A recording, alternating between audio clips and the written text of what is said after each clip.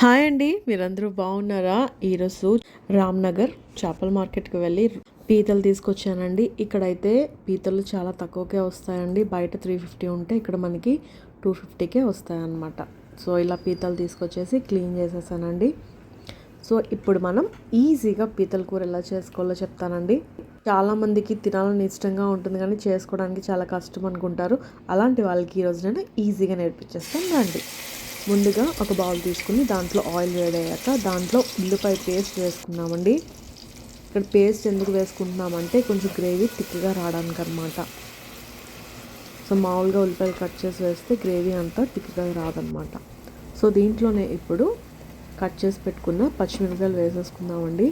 కరివేపాకు, ఫ్రెష్గా దంచి పెట్టుకున్న అల్లం వెల్లుల్లి ముద్ద కూడా వేసుకుని బాగా ఫ్రై చేసేసుకుందాం. ఇది బాగా డీప్ ఫ్రై అక్కర్లేదండి, కొంచెం ఇవంతా కూడా పచ్చివాసన పోయే వరకు వేయించుకుంటే చాలా అన్నమాట.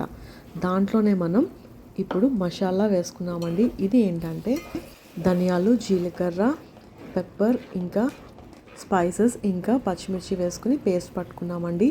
దీనివల్ల టేస్ట్ మాత్రం చాలా బాగుంటుందన్నమాట. సో దీంట్లోనే మనం ఇప్పుడు ఉప్పు, కారం కూడా వేసేసుకుందామండి. ఇక్కడ కేజీ పీతలకి 3 టేబుల్ స్పూన్ల కారం, 2 టేబుల్ స్పూన్ల ఉప్పు వేసుకుని బాగా కలిపేసుకుందాం. ఇదంతా కూడా ఒక 5 నిమిషాలు బాగా కుక్ చేసుకుందామండి. ఎప్పుడైతే ఇలా నూనె పైకి కనిపిస్తుందో గ్రేవీ అప్పుడు ఉడికినట్టు అనమాట. చూసారు కదా, ఇలాగా మనకి థిక్ గ్రేవీ లాగా ఫామ్ అయిపోతుంది. ఇప్పుడు మనం క్లీన్ చేసి పెట్టుకున్న పీతల్ని యాడ్ చేసేసుకుందాం.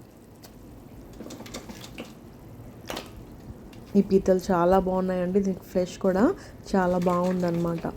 సో ఎప్పుడన్నా పీతలు తీసుకునేటప్పుడు అది కొంచెం వెయిట్గా ఉందా లేదా అని చెక్ చేసుకుని చూడాలండి. అది బరువుగా ఉన్నట్టయితే అది ఫ్రెష్ బాగా ఉన్నట్టు అనమాట. వెయిట్ ఏమీ లేకపోతే లోపల ఎక్కువ మాంసం ఉండదండి. సో అలాంటిది తీసుకోకండి. ఇప్పుడు దీన్ని బాగా కలిపేసుకుందాం. ఈ గ్రేవీ అంతా పీతలకు పట్టేటట్టు బాగా మిక్స్ చేసుకోవాలండి. ఇప్పుడు దీంట్లో మనం చింతపండు రసం యాడ్ చేసుకుందాం.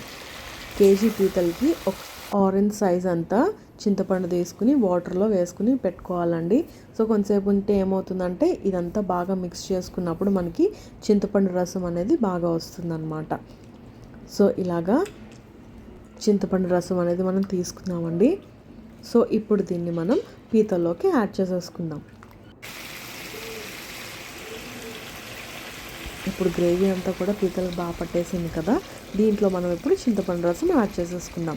ఇలా చింతపండు రసం యాడ్ చేసుకున్నాక ఒక 15 నిమిషాలు మనం కుక్ చేసుకుంటే మన యమ్మీ పీతల కూర రెడీ అయిపోతుందండి. మరి ఇంకెందుకు ఆలస్యం, ఇప్పటి వరకు మన ఛానల్ సబ్స్క్రైబ్ చేసుకోకపోతే వెంటనే చేసుకోండి. ఇలాంటి యమ్మీ రెసిపీస్ మీకు చిటికలో నేర్పించేస్తాను అనమాట. అంతవరకు బాయ్ మరి.